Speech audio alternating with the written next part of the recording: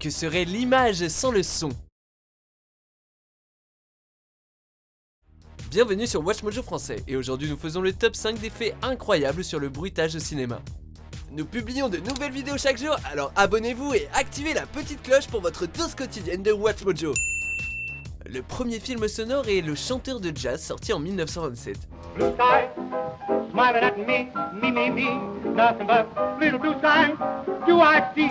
Depuis, les artistes de bruitage ont développé une quantité ahurissante de techniques pour rendre le son crédible au cinéma. La cavalcade. Oh là. Jolly jumper. Cowboy. Voici les faits les plus incroyables sur ce métier très particulier. Numéro 5, des objets improbables. Comme il n'est pas toujours facile d'enregistrer directement le son que l'on recherche, il faut souvent faire illusion. Les bruiteurs utilisent des outils complètement inattendus, par exemple des noix de coco pour reproduire les pas d'un cheval. C'est beaucoup plus facile que d'aller dans une étable avec son micro. On trouve d'autres idées de bruitage surprenantes, comme recréer un battement de cœur avec un t-shirt, ou le vol d'un oiseau avec une paire de gants.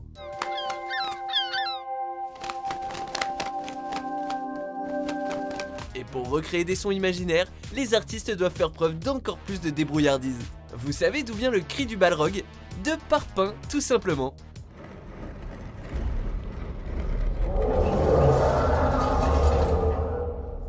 Numéro 4, tous les bruits d'un film sont reproduits.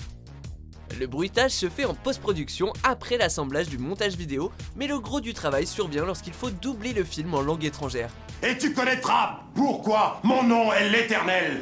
Comme toute la piste audio est effacée en vue d'ajouter les voix dans une autre langue, il faut refaire soigneusement l'ambiance sonore et combler les blancs laissés par l'absence de dialogue. Cette version est ensuite acheminée aux distributeurs internationaux qui peuvent alors doubler les répliques dans la langue de leur choix. Ça arrive que pour certaines émissions ou pubs, le doublage soit superposé à la bande son originale, par manque de budget souvent. Puis je vais retourner le tout et regardez, ça émince le poulet, ça coupe en dés les pommes et ça mélange le tout en 4, 5, 6 secondes.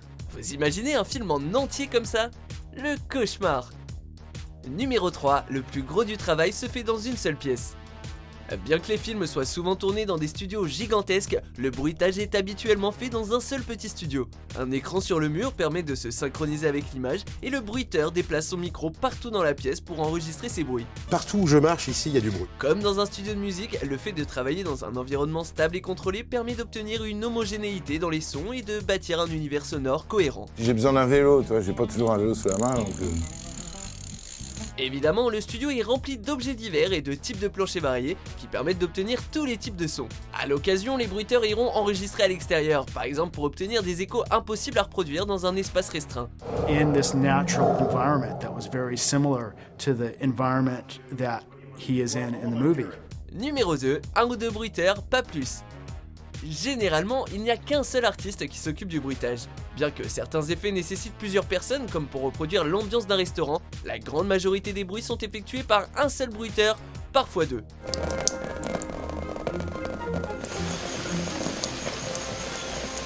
Les bons bruiteurs deviennent rapidement des stars dans leur domaine, réputés pour leur inventivité et leur capacité à obtenir des bruits particuliers grâce à des chorégraphies complexes. So I'm going to play it back all together and see what we've got. Hollywood compte son lot de bruiteurs vedettes comme Marco Costanzo, Stéphane Fraticelli ou John Roche, le bruiteur de Star Wars. De notre côté de l'Atlantique, il y a notamment la famille Amiel, bruiteur de père en fils pour Radio France.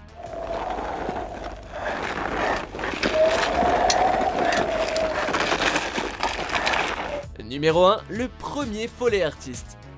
Savez-vous pourquoi en anglais on appelle les bruiteurs des Foley artists? C'est en l'honneur de Jack Foley, véritable pionnier du bruitage au cinéma. Vers la fin des années 20, au moment où le 7e art devenait sonore, il a développé une immense panoplie de techniques de bruitage qui sont encore utilisées aujourd'hui.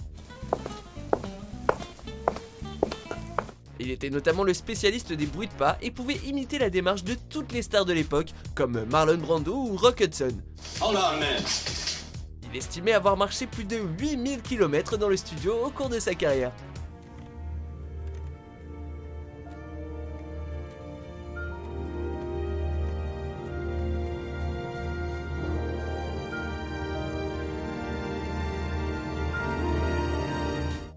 Êtes-vous d'accord avec notre liste?